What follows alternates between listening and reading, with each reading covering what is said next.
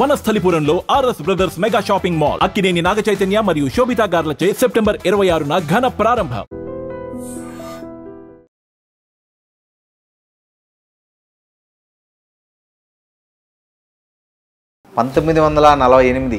September 17 తెలంగాణలో జరిగింది గుర్తున్న అంశాల గురించి చెప్పండి.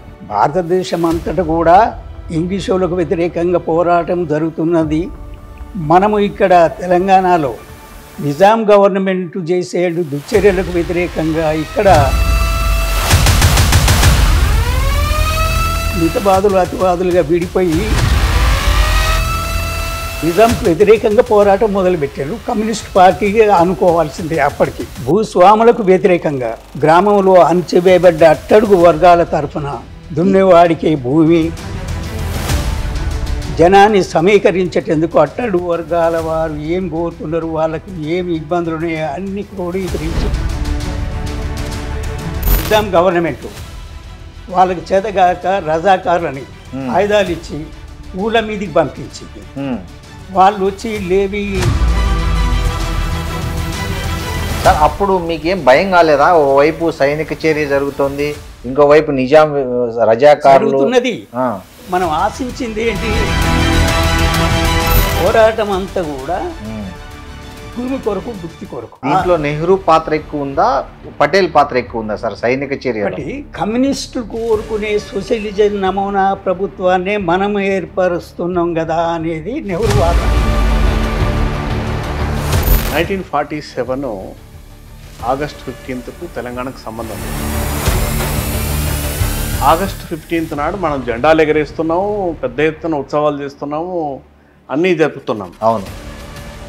అదే 1948లో తెలంగాణకు స్వాతంత్రం, స్వేచ్ఛ వచ్చింది. కానీ దాన్ని జరుపుకునే విషయంలో భిన్నాభిప్రాయాలు మొదలైనవి.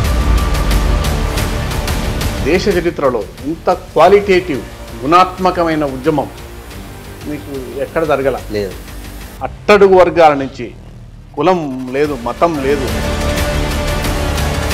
జలియన్ వాలీబాగు లాంటి సంఘటన అంతకంటే ముందే మన తెలంగాణలో ముఖ్యంగా సూర్యాపేట దగ్గర జరిగిందని. తెలంగాణలో ఒక అరడజన్ జరిగినాయి. పరకాల దగ్గర,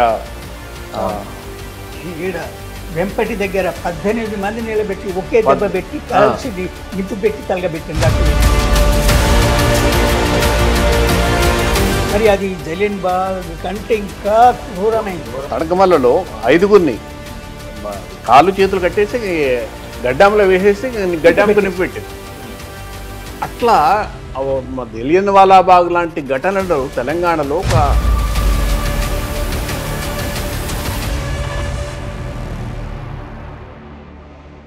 నమస్తే, welcome to open talk with Roddam Srinivas. ఇవాళ మన ముందు గుంటకండ్ల రామచంద్రారెడ్డి గారు ఉన్నారు. ఆయన వయసు ప్రస్తుతం 93 సంవత్సరాలు. 1948 విలీనం గురించే కాదు, తెలంగాణ సాంస్కృతిక సాహిత్య ఉద్యమాలతో, పోరాటాలతో ఆయనకు చాలా పరిచయం ఉంది. ప్రత్యక్షంగా చూసిన అనుభవాలు ఉన్నాయి. ఇవాళ పెద్ద ఎత్తున తెలంగాణలో ఇంకా చర్చ జరుగుతోంది. తెలంగాణలో జరిగింది విలీనమా విమోచనమా అనే చర్చ చేస్తున్నారు. సో ఇవన్నీ మాట్లాడుకుందాం. రామచంద్రారెడ్డి గారితో పాటు మరో సీనియర్ జర్నలిస్టు, నమస్తే తెలంగాణ పూర్వ సంపాదకులు, ఆర్టీఐ మాజీ కమిషనర్ కట్టా శేఖర్ రెడ్డి గారు కూడా మనతో ఉన్నారు. వాళ్ళని అడిగి తెలుసుకుందాం మరిన్ని వివరాలు. నమస్తే sir. Chandra Reddy sir, Ramachandra Reddy sir, 1948 September 17 తెలంగాణలో జరిగింది మీకు గుర్తుందా? మీ వయసు ఎంత అప్పుడు మీకు గుర్తున్న అంశాల గురించి చెప్పండి. నాకు గుర్తున్నప్పటి నుంచి 1944 ఆంధ్ర మహాసభ భువనగిరిలో రావి నారాయణ రెడ్డిది జరుగుతున్న సందర్భము. అప్పటికి 12 ఏళ్ళలో ఉన్న మా అన్నగారు నాకంటే ఒక 6 సంవత్సరాలు పెద్ద. మా అన్నగారు రావినారాయణ రెడ్డి మీటింగ్కు పోతూ కొంత దూరం నన్ను తీసుకుపోయి మళ్ళీ వాపసు పంపించి కొన్ని కారణాల వల్ల పోయాడు. తదుపరి అట్లనే అది అయిపోయినాక చదువుకుంటున్నటువంటి మా అన్నగారు చదువు వదిలిపెట్టి ఇక రావినారాయణ రెడ్డి మీటింగ్ తదనంతరం మళ్ళీ 45 ఖమ్మం మీటింగ్ వరకు అట్లనే పార్టీలో పనిచేస్తూ పోయాడు. మేము పార్టీ అంటే సాయుధ పోరాటం, సాయుధ కమ్యూనిస్ట్ పార్టీ ఆధ్వర్యంలో జరిగిన పోరాటం. భువనగిరి మీటింగ్లో భారతదేశం అంతటా కూడా ఇంగ్లీష్ వాళ్ళకు వ్యతిరేకంగా పోరాటం జరుగుతున్నది.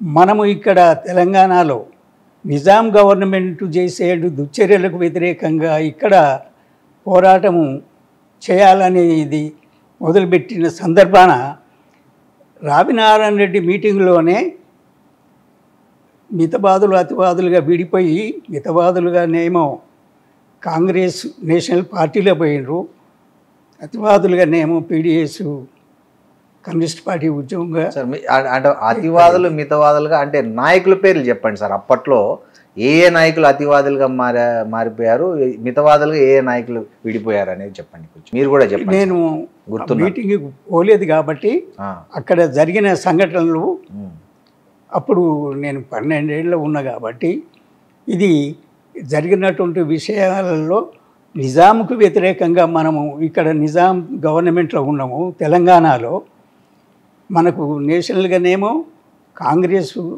పార్టీగా ఇంగ్లీష్ వాళ్ళకు వ్యతిరేకంగా మా రాజ్యం మాకు వదిలిపెట్టి పోవాలనేది జరుగుతున్న సందర్భం కాబట్టి అప్పుడు ఆ సందర్భాన మనము నిజాంకు వ్యతిరేకంగా పోరాడుతున్నాము. మన స్ఫూర్తి ఒకటి ఉన్నది. జస్ట్ అంతకుముందు బాహ్య ప్రపంచంలో రష్యా, చైనా వీళ్ళు పోరాటం చేస్తున్నారు. ఆ భావనతోని మన అతివాదులుగా ఇక్కడ నిజాంకు వ్యతిరేకంగా పోరాటం మొదలుపెట్టారు. కమ్యూనిస్ట్ పార్టీగా అనుకోవాల్సిందే అప్పటికి. ఓకే, అది కాంగ్రెస్లో ఉన్న అతివాద శక్తులంతా రావినారాయణ రెడ్డి, తర్వాత ఆరుట్ల రామచంద్రారెడ్డి, కట్కూరి రామచంద్రారెడ్డి, తర్వాత బద్దం ఎల్లారెడ్డి, మగ్దుం మొయినుద్దీన్ వీళ్ళంతా ఒకవైపు, ఈ మితవాదులను వాళ్ళు జమలాపురం కేశవరావు, తర్వాత రామానంద తీర్థ, సురవరం ప్రతాపరెడ్డి, ఈ మిగతా ఈ శక్తులన్నీ మాడపాటి హనుమంతరావు వీళ్ళంతా ఒకవైపు ఉన్నారు. ఈ కొండ వెంకటరంగారెడ్డి వీళ్ళంతా ఈ వీళ్ళు ఒకవైపు వాళ్ళు ఒకవైపు. కానీ నిజాం మీద పోరాటం చేయాలి, పంత వచ్చి నిజాం మీద పోరాటం చేయాలనేది సంకల్పానికి అయితే అందరూ సిద్ధంగానే ఉన్నారు. కాకపోతే ఎటువంటి పోరాటం అనే విషయం దగ్గర తేడాలు ఉన్నాయి. ఆ తేడాలతోని నెక్స్ట్ మళ్ళీ మీటింగు వరకు పోస్ట్ వచ్చేసి ఖమ్మం మీటింగ్లో పూర్తిగానే దూరమైనరు అతివాదులు మితవాదులుగా. అంటే నేషనల్ కాంగ్రెస్గా అతివాదులుగా పోయినరు. మనము నిజాముకు వ్యతిరేకంగా సోషల్ భావాలతోని సోషలిస్ట్ కంట్రీ నమూనా ప్రభుత్వం తీసుకురావాలి, పీడిత ప్రజల కొరకు ఇక్కడ చేసే దురాఘాతాలు ఈ నిజాం గవర్నమెంట్లు జరిగే వాటికి వ్యతిరేకంగా భూస్వామ్య వ్యవస్థకు వ్యతిరేకంగా పోరాడాలి అని నిర్ణయం తీసుకొని భూస్వాములకు వ్యతిరేకంగా, పెత్తందారులకు వ్యతిరేకంగా, గ్రామంలో అణచివేయబడ్డ అట్టడుగు వర్గాల తరఫున వెట్టి చాకరీ నిర్మూలన, దున్నేవాడికే భూమి అనే నినాదంతో బయలుదేరింది. అప్పుడు ఆ సందర్భాన 46లో తీవ్రమైపోయింది. ఊరాన కమిటీలు ఏర్పడ్డాయి గ్రామాన. ఆ కమిటీలు ఏర్పడిన తర్వాత ఒక నిర్ణయాలు పార్టీల కమ్యూనిస్ట్ పార్టీ అనేది బయట చెప్పుకుంటూ జనాన్ని సమీకరించేటందుకు అట్టడుగు వర్గాల వారు ఏం కోరుతున్నారు, వాళ్ళకు ఏమి ఇబ్బందులు ఉన్నాయో అన్ని క్రోడీకరించి జనానికి చెప్పితే వాళ్ళు ఉత్సాహంగా ముందుకు వచ్చి పాల్గొన్నారు, బాగా రక్షణ ఇచ్చారు. మరి ఫస్ట్ పెద్దల భూస్వాముల భూములు పంచాలి, దున్నేవాడికే భూమి, రైతాంగ పోరాటం మొదలైంది. అది ఈ భూములు పంచాలనే ప్రోగ్రాము ఎప్పుడైతే తీసుకున్నారో ఫస్ట్ నాయకత్వంలో మనం ఉన్నోళ్ళ దగ్గర మనకు ఎంత భూమి ఉన్నది, దానికి మనం ఎంత ఇవ్వగలుగుతాం అనేది చర్య తీసుకుంటే పార్టీలో ఉన్న పెద్దలు మొట్టమొదటి వాళ్ళ భూములు పంచారు. దాంట్లో కూడా మా అన్నగారు పిచ్చిరెడ్డి గారు మా భూములు మాకు 120 ఎకరాలు అప్పటికి ఉన్నది, దాంట్లో 15 ఎకరాల భూమిని పంచినాం. ఈ పంచబడ్డ భూములు రైతులకు ఇచ్చిన ఎవరు పూర్వం ఆ పంచబడే దాంట్లో కూడా ఈ ఇంత భూమి మనకు ఎట్లా వచ్చింది అని అంటే అయ్యా మేము రకం కట్టకపోతే పూర్వము గవర్నమెంట్కు శిస్తు చెల్లించకపోతేనే 3 ఏళ్ళు శిస్తు చెల్లించకపోతే మమ్మల్ని వెళ్ళగొట్టినరు, వేరే వాళ్ళకు అర్రాజు పెట్టి చేసుకున్నారు అని ఇట్లా వచ్చినటువంటి కేసులన్నీ పరిశీలించి వాళ్ళ భూములు వాళ్ళకి ఇచ్చారు. ఎప్పుడో నుంచో 1000 ఎకరాలు తీసుకున్నటువంటి భూములు ఉన్నాయి. దాంట్లో సూర్యాపేట జిల్లా, నల్లగొండ జిల్లాలో ముఖ్యంగా జనగాము కూడా నల్లగొండ జిల్లాలదే, ఖమ్మం కూడా నల్లగొండ జిల్లాలోనే తాలూకాలు. అప్పటికి జన్నారెడ్డి ప్రతాప్ రెడ్డి గారి భూములు 1,50,000 ఎకరాలు అని అనుకున్నారు. సరే, వారికి ఎంత ఉన్నా 640 ఎకరాల మామిడి తోటే ఉన్నది. వ్యవసాయ భూములు ఎన్నో గ్రామాలలో ఉన్నాయి. అంత ఇవన్నీ కూడా మనం పంచినాక వారు ఎందుకు పంచరు అనే దాంట్లో పూనుకొని ముందుకు వెళ్ళింది పార్టీ. బాగా ఉద్యమం జరుగుతుంది. నిజాముకు దీనికి తోడు పటేల్ పట్వారీ వ్యవస్థ మెయిన్ ముఖ్యంగా వీళ్ళని ఎట్టి చాకరీ చేయించుకొని తిండికి లేకుండా చేయించుకుని పనులు తీసుకునేది. 42లో 44 మధ్యన పెద్ద కరువు వస్తే నిజాం ఏదో రెవెన్యూ కిరికా హెడ్ క్వార్టర్లనే ఫేర్ షాపులు పెట్టింది. ఎర్రజొన్నలు, కొర్రలు, కైదలు, రాగులు పంచేది. అది నామమాత్రంగా. తదుపరి ఈ ఉద్యమం ఇట్లా సాగుతున్న సందర్భాన కమ్యూనిస్ట్ పార్టీ ఉద్యమం మొదలైంది. బాగా గ్రామాలలో లేబీ వసూలుకు దీనికి దానికి ఒత్తిడి చేస్తున్న సందర్భాన రాకుండా, లేబీ పెట్టకుండా వ్యతిరేకించింది. అప్పుడు ఈ గవర్నమెంటు, ఈ నిజాం గవర్నమెంటు వాళ్ళకి చేతగాక రజాకారులని వేరే దిక్కు గ్రామం వాళ్ళకు ఉన్నటువంటి తుర్కీ కంట్రీస్ నుంచి ఇక్కడ మత మార్పిడి చేసుకున్నటువంటి వాళ్ళని వీళ్ళందరినీ ఆయుధాలు ఇచ్చి ఊళ్ళ మీదకి పంపించింది. వాళ్ళు వచ్చి లేవి వసూలు చేయటమే కాదు, గొర్రెపోతుడు ఇది అది లూటీలు చేసేది. ఆ లూటీలు చేస్తున్న సందర్భాన రోడ్లకు అడ్డంగా కమ్యూనిస్ట్ పార్టీ ఉద్యమంలో మాకు అప్పుడు సూర్యాపేట, జనగాము, హైదరాబాదు, ఖమ్మం మట్టి రోడ్లు ఉన్నాయి, కంకర చేసిన ఉన్నాయి. ఆ రోడ్లకు అడ్డంగా గాతులు తీసి వీళ్ళు రాకుండా, ఈ రజాకారులు వీళ్ళు రాకుండా ఆ గాతులు తీసి దాని మీద ఆముదం లొట్ట కట్టెలు పెట్టి కొద్ది లోతుల మీద మీదంగా తంగడాకి చల్లి మీదంగా మట్టి చల్లి నున్నగా చేసి పెట్టితే ఈ వ్యాన్లు, రజాకార వ్యాన్లు వచ్చి దాంట్లో పడేది. దాంట్లో పడ్డప్పుడు మరి పోరాటం చేస్తున్నాం కదా, అప్పుడు ఆయుధాలు లేవు. గ్రామ గ్రామాన ఈ పెద్దలకు బోరు, నాటు తుపాకులు, బోరు మందు పోసి కొట్టి సలాక్తో కొట్టి తుపాకులు ఉండే అవన్నీ గ్యాదర్ చేసింది. దొరల దగ్గర వీళ్ళ దగ్గర ఉన్నటువంటి అన్నీ. ఇక వాటిని పట్టుకొని 1-2 ఉంటే కాలవటం, కొట్టడం, వాళ్ళని తక్కువ ఉంటే వాళ్ళు ఫరారు కావటం వదిలిపెట్టి అట్లా ఆయుధాలు సంపాదిస్తూ ఉండే. ఇదంతా చేస్తున్న సందర్భాన మరీ అరాచకాలు ఇంకా పెరిగిపోయినాయి. ఊళ్ళకి వచ్చి దోపిడీ మొదలుపెట్టి వాళ్ళకి ఇష్టం వచ్చిన ఏటలు ఇవన్నీ దొంగిలిస్తున్న మహిళల మీద కూడా అరాచకాలు చేశారు. నాగారంలో మా అన్నగారి తరఫున 12 మంది కమ్యూనిస్ట్ పార్టీ ఉద్యమ నాయకత్వం బయటికి వెళ్ళింది. యువకులు,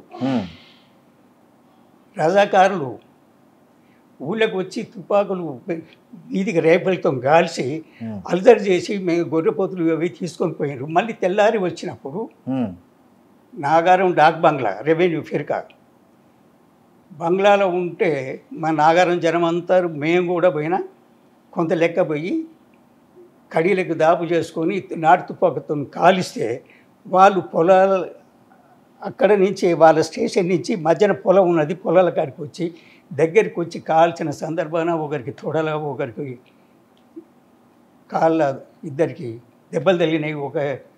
వెంటనే వీళ్ళని ఎత్తుకొని మేము ఫరారైనాం. ఆ కోపం మీద వాళ్ళు కొట్టాలు గడ్డివాములు అన్నీ తలగబెట్టి స్త్రీలను చేర్చి నానా హంగామా చేసిపోయాను. అది మా అప్పటి చరిత్ర. పరిస్థితి. ఇక ఇది ఇట్లా జరుగుతూ ఉంటే వీళ్ళకు ఈ రజాకారులకు వీళ్ళకు అండగా పటేల్ పట్వారీ వ్యవస్థ వాళ్ళ మీద చర్యలు తీసుకోవడం అనేది ప్రారంభమైంది. కమ్యూనిస్ట్ పార్టీ ఉద్యమం పార్టీ కొన్ని దిక్కుల వాళ్ళు మరీ అతిగా పోయిన పటేల్ పట్వారీలని ఖతం చేయటం కూడా జరిగింది. ఉదాహరణకు కాసర్లపాడు మా దగ్గర ఈ ఉద్యమం ఇట్లా తీవ్రతరమైనాక తట్టుకోలేక మేము మా బంధువర్గం అంతా కూడా అటు సూర్యాపేట తాలూకాలో ఉన్నటువంటి బుర్కచెర్ల గ్రామం 4 కుటుంబాలు కమ్యూనిస్ట్ పార్టీ ఉద్యమములు, బాల్యముల కమ్యూనిస్ట్ పార్టీ ఉద్యమం, కడవెండి సీతారాంపురం మా బంధువులంతా కమ్యూనిస్ట్ పార్టీ ఉద్యమంలో చేరారు.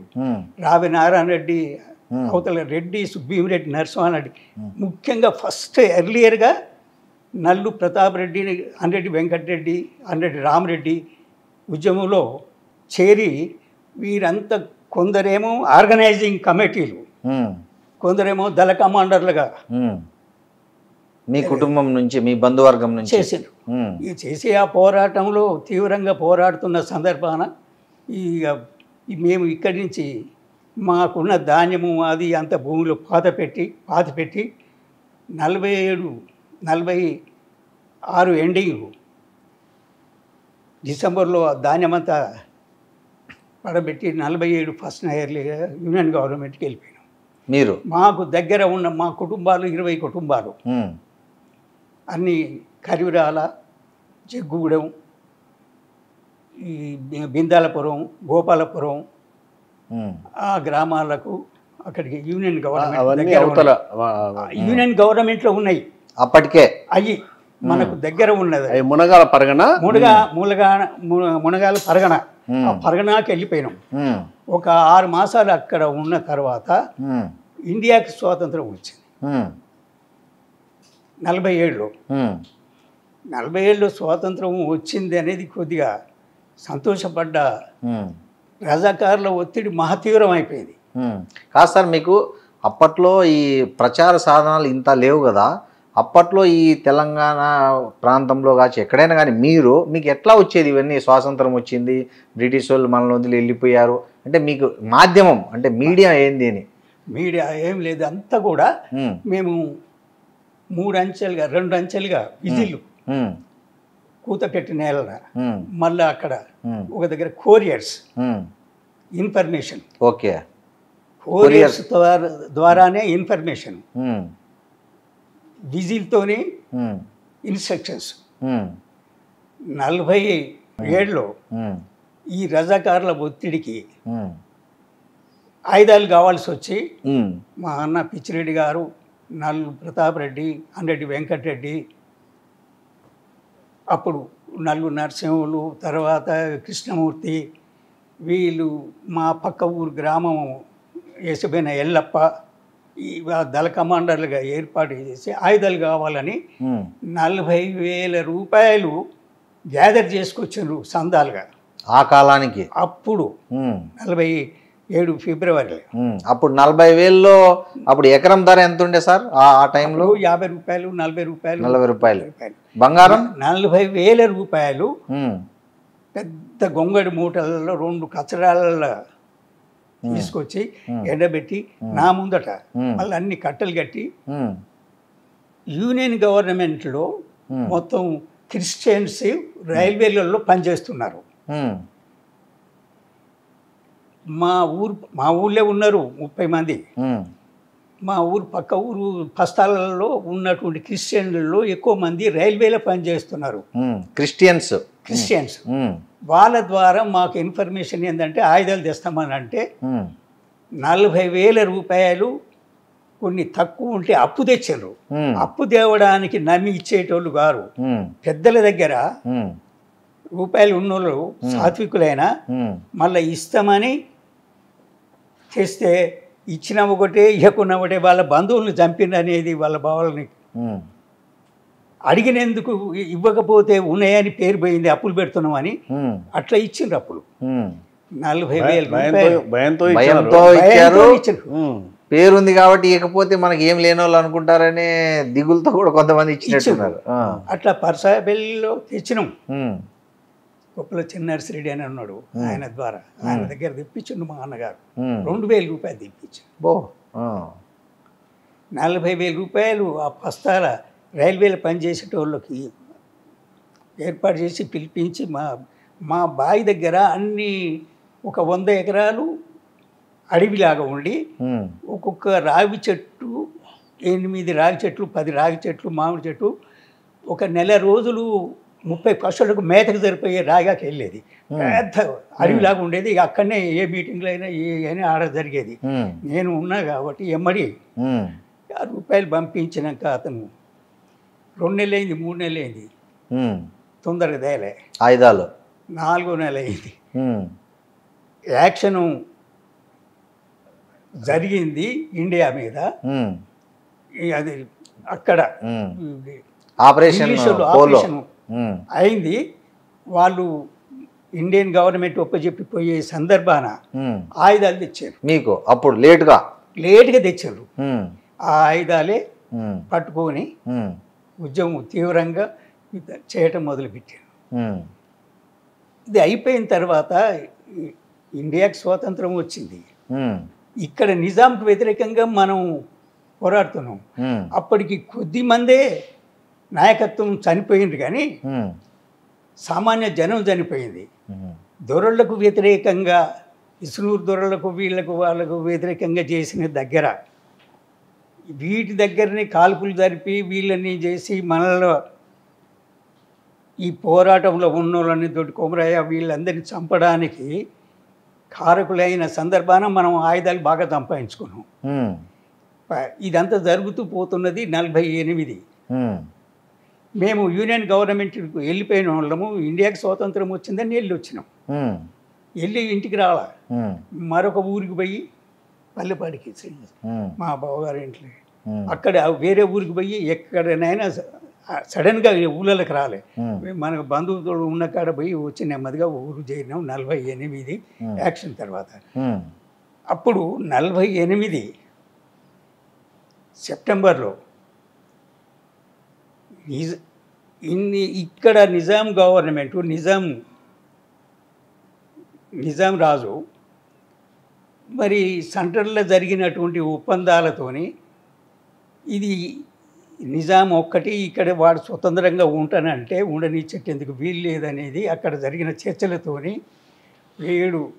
56 రాజ్యాలలో కూడా ఇక్కడ మన ఇండియాలో ఉన్న అన్ని రాజ్యాల కంటే ఇది చిన్నదైనా ఆర్థికంగా ఇంత పెద్ద స్టేటు, ఆర్థికంగా ఇంత స్తోమత గల స్టేట్ ఇంకోటి లేదు. సొంత రైల్వే ఉన్నది, అప్పటికే ఆర్టీసీ ఉన్నది, నిజాంకు పోస్టల్ ఉన్నది, ప్రతిదీ ఉన్నది. డెవలప్మెంట్ వాడి సొంతమే.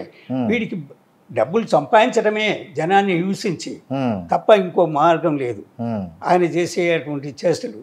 దానికి ఇండియాకు వచ్చిన తర్వాత ఇది ఇక్కడ ఇండియా తెలంగాణ నిజాం గవర్నమెంట్ మీద పోరాటం, అక్కడి నుంచి బాంబింగ్ అయింది. వీడు లొంగిపోయాడు. సార్ అప్పుడు మీకేం భయం కాలేదా? ఓవైపు సైనిక చర్య జరుగుతుంది, ఇంకోవైపు నిజాం రజాకారులు జరుగుతున్నది. ఫీల్డ్లో మనం ఆశించింది ఏంటి?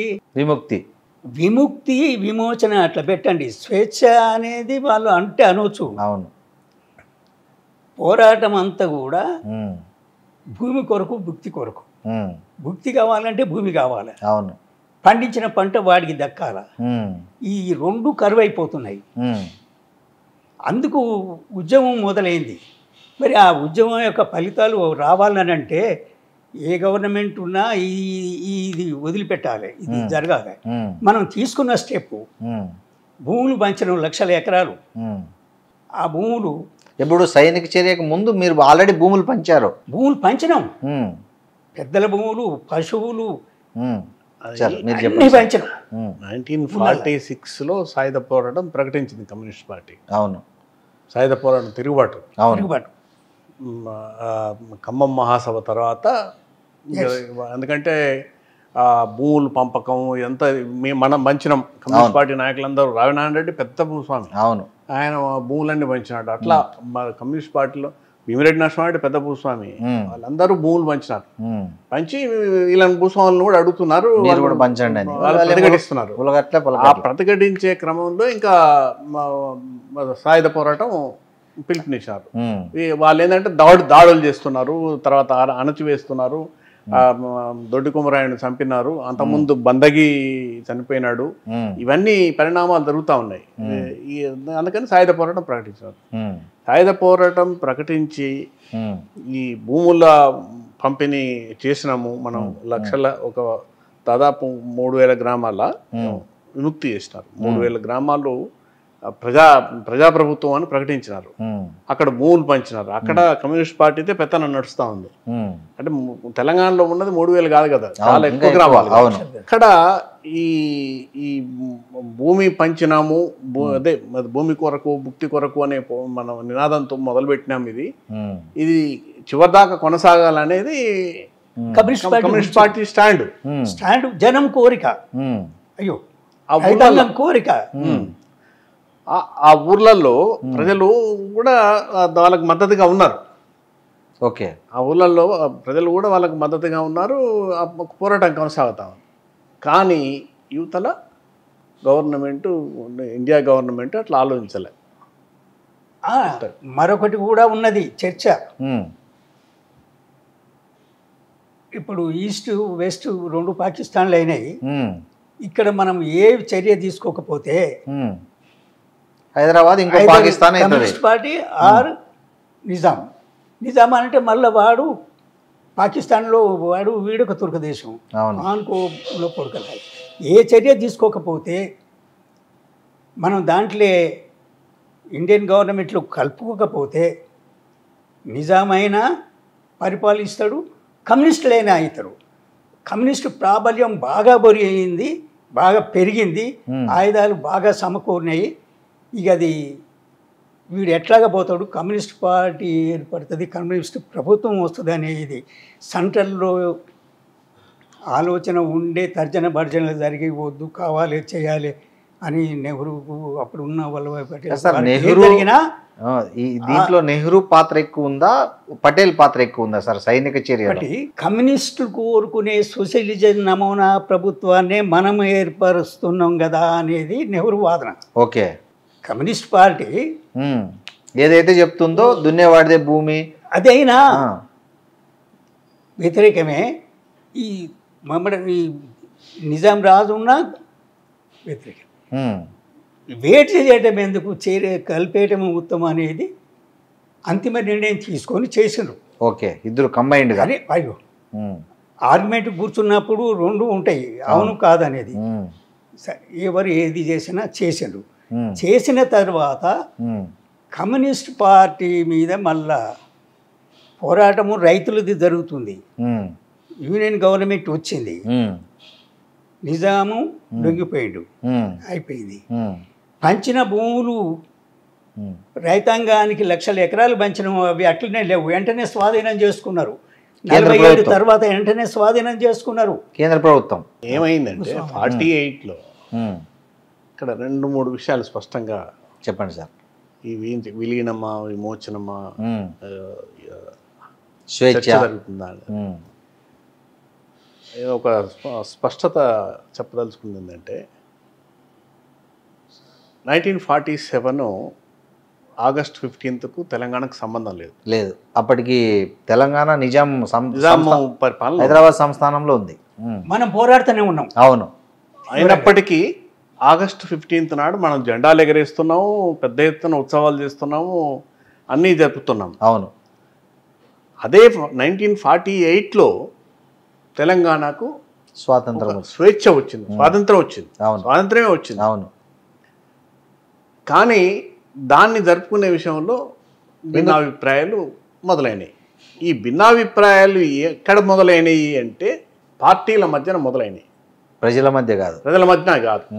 ఎందుకంటే తెలంగాణలో కమ్యూనిస్ట్ పార్టీ అదొక వ్యూహాత్మకమైన విధానపరమైన తప్పిదం అనేది తర్వాత పార్టీనే నిర్ణయించింది. పార్టీని అవును అంగీకరించి పార్టీనే నిర్ణయించింది. 52లో సాయుధ పోరాట విరమణ చేసినప్పుడు ఇది మనం ఈ సాయుధ పోరాటం కొనసాగించడం సాధ్యం కాదు అనే అంచనాకు వచ్చి మరి 48లోనే ఎందుకు చేయలేదు అంటే దీన్ని కాపాడాలి, భూములు పంచినాము, పేదోళ్ళకి అండగా ఉండాలి ఊళ్ళల్లా, లేకపోతే మళ్ళీ జమీందారులు, జాగీర్దారులు, దేశముఖులు, ఈ పటేల్ పట్వారీలు మళ్ళీ ఊర్ల మీద పడి మళ్ళీ జనాన్ని చేస్తారు. ఎందుకంటే అసలు తెలంగాణ చరిత్రలో కానీ దేశ చరిత్రలో ఇంత క్వాలిటేటివ్ గుణాత్మకమైన ఉద్యమం నీకు ఎక్కడ జరగల లేదు. అట్టడుగు వర్గాల నుంచి కులం లేదు, మతం లేదు, అవును అవును అందరూ మాల, మాదిగ, సబ్బండ జాతులు, మంగలి, సబ్బండ వర్గాలు ఒక వరుసలో నిలబడి తుపాకులు పట్టుకొని పోరాడిన కాలమైంది. నీకు అది సమాజంలో తెచ్చిన మార్పు అంతా ఇంత కాదు. అందుకని తెలంగాణ కమ్యూనిస్టులకు ఎప్పటికీ నుడబడి ఉండాలి నాకు చెప్తుంది. అందుకని 48లో 3000 గ్రామాలే కాదు తెలంగాణలో ఆ రోజుకే 9000 గ్రామాలు ఉన్నాయి. అవును, మిగతా ప్రాంతం అంతా కూడా స్వేచ్ఛా వాయువులు పీల్చుకుంది. అవును, మాకు స్వాతంత్రం వచ్చిందనే సెలబ్రేషన్స్ జరిగినాయి, జాతీయ జెండాలు ఎగరేసిన వాళ్ళు ఉన్నారు. ఒక్క ఈ సాయుధ పోరాటం జరుగుతున్న గ్రామాలలో మాత్రం ముందుకు పోవాలా ఆగిపోవాలా అనే సంశయం ఉన్నది. ఈ తర్జన భర్జన మధ్యనే ఇండియాకి స్వాతంత్రం వచ్చింది, మనకు స్వాతంత్రం వచ్చిందని అప్పటి నుంచి భూస్వాములు, పటేల్ పట్వారి వ్యవస్థ అంతా కూడా మేల్కొని మేమే ఇక్కడ తెలంగాణకు పోరాటం చేస్తున్నాం అని ఢిల్లీకి ఒత్తాసు పలికిన వర్గము 48 తర్వాత మళ్ళీ నిజాం గవర్నమెంట్లో ఏమి చేసినరో భూస్వామ్య వర్గము మళ్ళీ సేమ్ అదే ట్రీట్మెంట్ మళ్ళీ జరుగుతున్నది. భూములు పంచిన భూములు ఆక్రమణ అయినాయి వాళ్ళకు. మళ్ళీ గల్లేగేసుకొని పటేల్ పట్వారి వ్యవస్థ మళ్ళీ ఇటు చాకరీ మున్పడి మాదిరి చేయించుకుంటేందుకు బునియాది అయింది. అక్కడ వ్యతిరేకత వచ్చింది మనకు. మనము పంచిన భూములు తీసుకున్నాము, మన కమ్యూనిస్ట్ పార్టీ ఉద్యమం చేసినటువంటి పోరాటం రైతుల తరఫున కంటిన్యూ అవుతుందని మనం ఆయుధాలు వదిలిపెట్టలే. సో 48లో ఎందుకు ఆయుధాలు విరమించలేదంటే కారణం ఇది. అంటే వాళ్ళు బ్యాన్ పెట్టిండ్రు, మళ్ళీ కమ్యూనిస్ట్ పార్టీ నిషేధం పెట్టారు. నిషేధంలో ఉండి పోరాటం చేస్తున్న సందర్భాన నాయకత్వాన్ని, లీడర్షిప్ని మొత్తం ఇప్పుడు నక్సల్బరీ ఇప్పుడు ఎంఎల్ పార్టీని ఏమి చేస్తున్నదో అంతకంటే ఎక్కువ తీవ్రంగా చర్యలు చేసి చంపేశారు. దాదాపు 4000 మంది. మా ఒక్క సూర్యాపేట తాలూకాలోనే 15 మంది లీడర్లని. నిజంగానే ఆ కాలపు నాయకులంతా కనుక మిగిలి ఉంటే తెలంగాణ సమాజం ఎంత వైబ్రెంట్గా ఉండేదో అనిపిస్తుంది. అంతమంది నాయకుల్ని పొట్టన పెట్టుకున్నారు. నిజాం సైన్యము, అటు భారత సైన్యం. ముందేమో నిజాం సైన్యం, తర్వాత నిజాం సైన్యం లేదు, భారత సైన్యమే. జయన్ చౌదరి నాయకత్వంలోని భారత సైన్యము ఇక ఊళ్ళ మీద పడి మన నిజాం పోలీసులు ఎట్లయితే దుర్మార్గాలు చేసారో రజాకారులను తలపించారు, రజాకారుల లాగానే చేశారు. భూస్వామ్య వర్గానికి అండగా నిలిచి అండగా నిలిచి మళ్ళీ వాళ్ళ పెత్తనం జాగేటట్టుగా చేసింది. కాదు సార్, ఇక్కడ ఇంకోటి మీ స్వాతంత్ర పోరాటం జలియన్ వాలీబాగు లాంటి సంఘటన అంతకంటే ముందే మన తెలంగాణలో ముఖ్యంగా సూర్యాపేట దగ్గర జరిగిందని ఉంది. అది దాని గురించి చెప్పండి సార్. అంటే మొదలు 44, 45, 46 నిర్మాణ కార్యక్రమము 44లో మొదలుపెట్టి 45లో సంపూర్ణంగా గ్రామానికి బయలుదేరి 46లో అంతటా గ్రామాన విస్తరించింది మన పార్టీ, కమ్యూనిస్ట్ పార్టీ. అది జలియన్ వాలాబాగ్ లాంటి ఘటనలు తెలంగాణలో ఒక అరడజన జరిగినాయి. పరకాల దగ్గర, ఈడ వెంపటి దగ్గర 18 మంది నిలబెట్టి ఒకే దెబ్బ పెట్టి కలిసి నిప్పు పెట్టి తలగబెట్టిండ్రు. అట్లనే చేతులు కట్టి నిజాం సైన్యం నిజాం ఈ స్వాతంత్ర దగ్గర ఎక్కడనైనా 15, 18 మంది 20 మందిని తాళ్ళు పెట్టి కట్టేసి ఒక్కటే దెబ్బతోని మీదంగా చెత్తేసి తలబెట్టడం.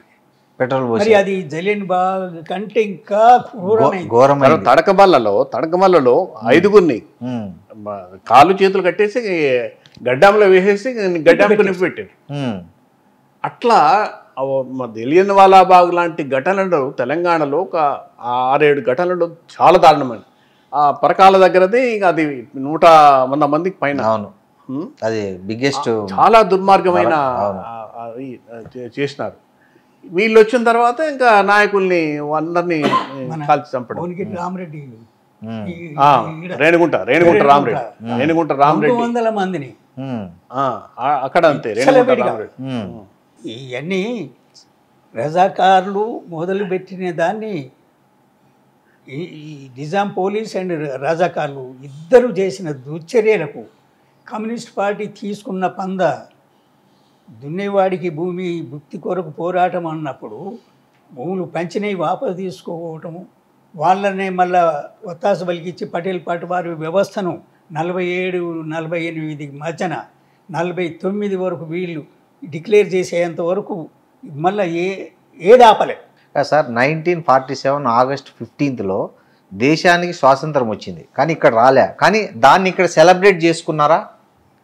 భారతదేశానికి స్వాతంత్రం 47కు వచ్చిందంటే స్వేచ్ఛ అక్కడ వచ్చింది, మనకు రాలేదు అనేది ఉన్నది బాధ. ఒక్కటి చేసుకున్నారు. ఎక్కడ అప్పుడు ఉన్న పెద్ద పట్టణాలు హైదరాబాద్ లాంటివి, హైదరాబాద్లో జాతీయ జెండా ఎగరేసే ప్రయత్నం చేసినారు, ఎగరేయలే. కానీ రహస్యంగా కోటిలో జాతీయ జెండా ఎగరేసినారు. అట్లా అక్కడక్కడ కొన్ని ఇన్సిడెంట్స్ జరిగినాయి.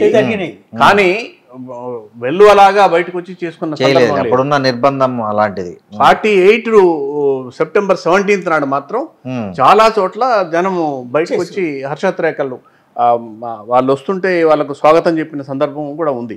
అందుకని బ్రాడర్ విశాలమైన దృక్పథంతో చూసినప్పుడు తెలంగాణకు 1948 సెప్టెంబర్ 17 నాడు స్వాతంత్రం వచ్చింది, స్వేచ్ఛ వచ్చింది.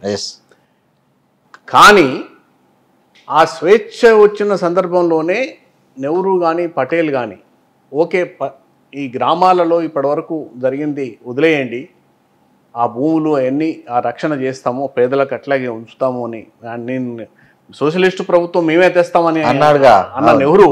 అట్లాంటి అష్యూరెన్స్ ఇచ్చి మీరు ఆయుధాలు విడనాడండి, చర్చలు జరిపిండాల్సింది, విడనాడండి, మేము పేదలకు రక్షణగా ఉంటాం, అండగా ఉంటాం, మీరు పంచిన భూములు ఎక్కడికి పోవు అనే మాట అనలేదు, ఎవరు చెప్పలేదు. వీళ్ళు కూడా డిమాండ్ చేసినట్లు లేరు కమ్యూనిస్టులు. వీళ్ళు ఒక రకమైన ఒక చర్చలకు విలువ లేదు. వాళ్ళు చేస్తున్న ప్రతి చర్యనే గమనిస్తూ ఉద్యమం కంటిన్యూ చేసినాం. కమ్యూనిస్ట్ పార్టీలో ఆ రోజు భిన్నాభిప్రాయాలు వచ్చినాయి. 48 సెప్టెంబర్ 17 అయిపోయిన సందర్భంలో రావినారాయణ రెడ్డి సాయుధ పోరాటం విరమణ చేద్దామని ప్రకటించారు. అడిగాడు, పార్టీని అడిగాడు. ఆయన ఇక్కడ వీళ్ళు వినకపోతే బొంబాయి వెళ్ళాడు. బొంబాయి వెళ్తే ఆయన మీద ఇక్కడంతా దుష్ప్రచారం చేసినారు. సరెండర్ కావడానికి పోయినాడు, పార్టీని ఎత్తుకుపోయినాడు, లేకపోతే ఇంకేవో ఇట్లా అన్ని పేపర్లో రాయించడం.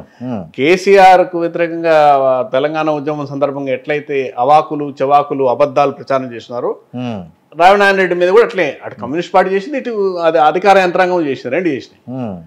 రావినారాయణ రెడ్డి చెప్పిన ఆర్గ్యుమెంట్ వినుంటే 4,000 మంది చచ్చిపోయేటోళ్ళు కాదు. కరెక్ట్. వీళ్ళు ఏమనుకున్నారు, 1949లో 48-49లో చైనాలో ఒక సాయుధ తిరుగుబాటు జరుగుతూ ఉంది, వ్యవసాయిక విప్లవం వచ్చింది. ముందు పల్లెలను విముక్తి చేసి తర్వాత పట్టణాలను విముక్తి చేసి తర్వాత ఒక కమ్యూనిస్ట్ రాజ్యాన్ని ఏర్పాటు చేసినారు. 1917లో 16లో రష్యాలో కూడా అట్లాగే ఉద్యమం జరిగింది. ఈడ కూడా మొత్తం తెలంగాణ ప్రాంతం అంతా, గ్రామీణ ప్రాంతం అంతా విముక్తి అయింది. ఇక మనం హైదరాబాద్ను విముక్తి చేస్తే చాలు అని ఒక అపోహ, ఒక మిస్కాలిక్యులేషన్, ఒక చారిత్రాత్మకమైన తప్పిదం, హిస్టారికల్ బ్లండర్ కారణంగా సాయుధ పోరాటాన్ని కొనసాగించి 1952లో తప్పని నిర్ణయించుకొని విత్డ్రా చేసుకున్నారు. ఎన్నికలకు వచ్చినాక అందరూ బయటకు వచ్చినారు. అప్పటికే చాలామంది చనిపోయినారు.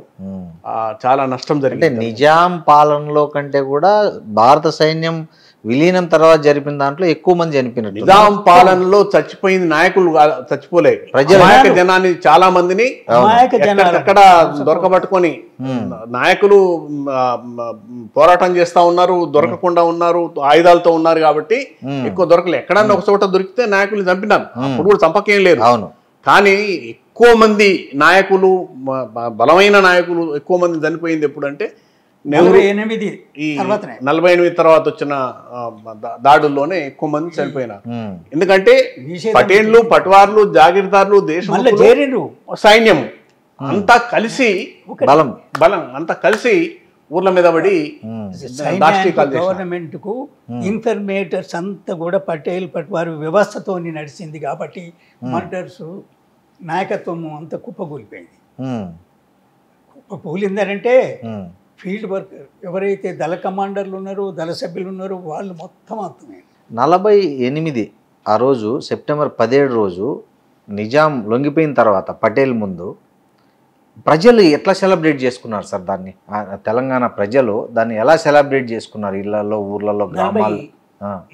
48 తర్వాత ఒక్కటి 48 తర్వాత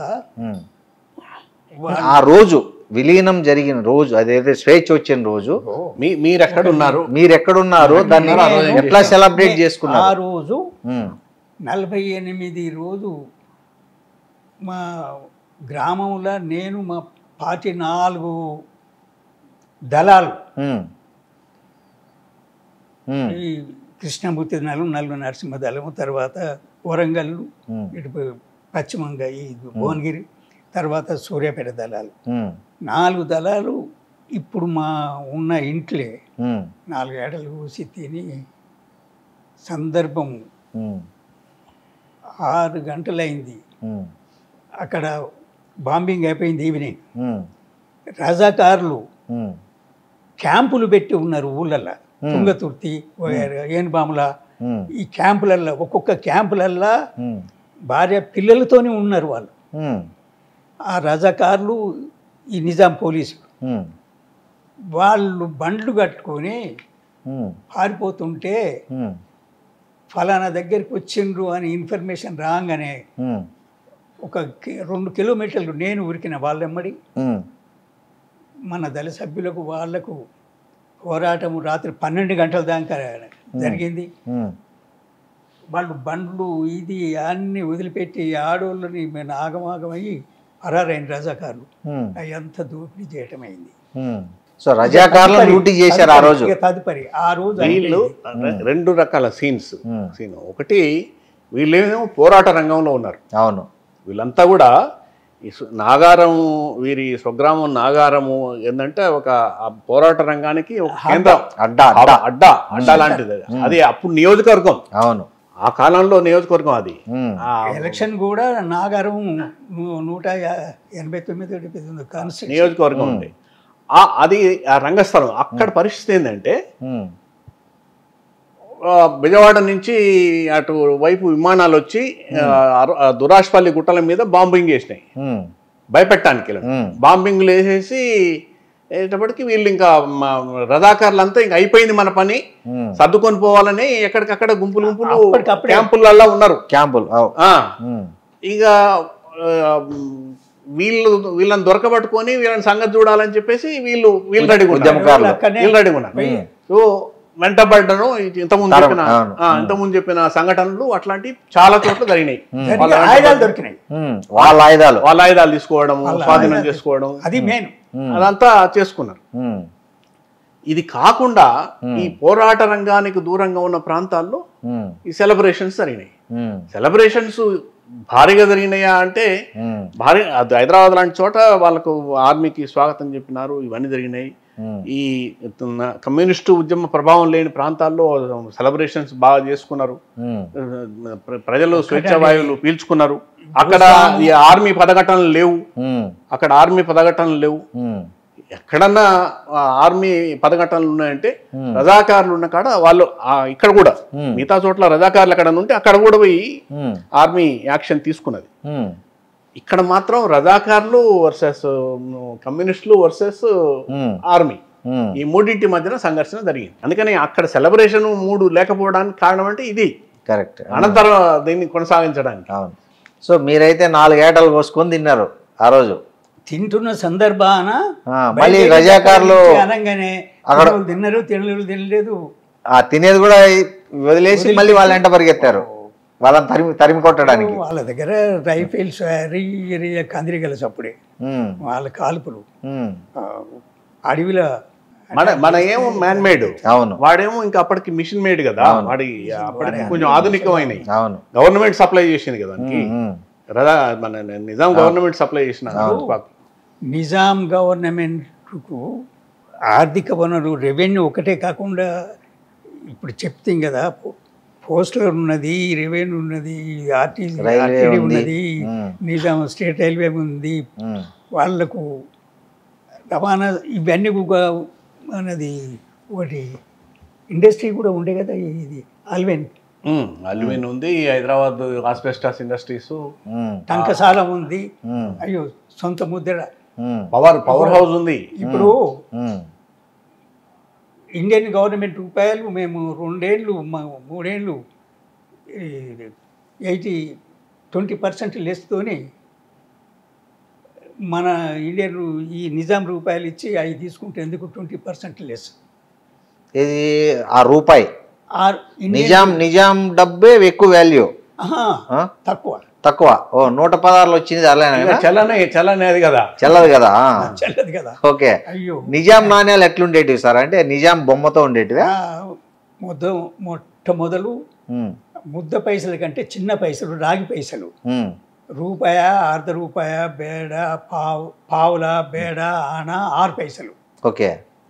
ఆనా అంటేనే 6 పైసలు కదా. ఆనా అంటేనే 6 పైసలు. 2 అనాలు బేడ, 2 బేడలు పావుల, 2 పావులాలు అర్ధ రూపాయ, 2 అర్ధలు రూపాయ. ఈ 10 పైసలు 5 పైసలు అన్ని తర్వాత వచ్చినవేమో. ఈ మన నిజాం పీరియడ్లో మేము యూనియన్ గవర్నమెంట్కు వెళ్ళిపోయే ముందు మా ఇంట్లో ఒక రంధ్రం తీసి బంగారు నగలు లోపలి పెట్టిపోదాన్ని తీస్తే మా అమ్మ నేను ఇద్దరం తీసినాం. తీస్తుంటే గడపడుతుంది, తీస్తుంటే బక్ అని కుండ చప్పుడైంది. ఇదేందా అని తీస్తుంటే మా అమ్మ నన్ను దేనేలే, పిశాసి దానం పిశాసి ఇదైతే నేను తెగించి తీసిన. అప్పుడు ఈ చెయ్యి మంద ఉన్నది, అప్పుడు తీసే కుండలో చేయి పెడితే 3 ఎండి రూపాయలు దొరికినాయి.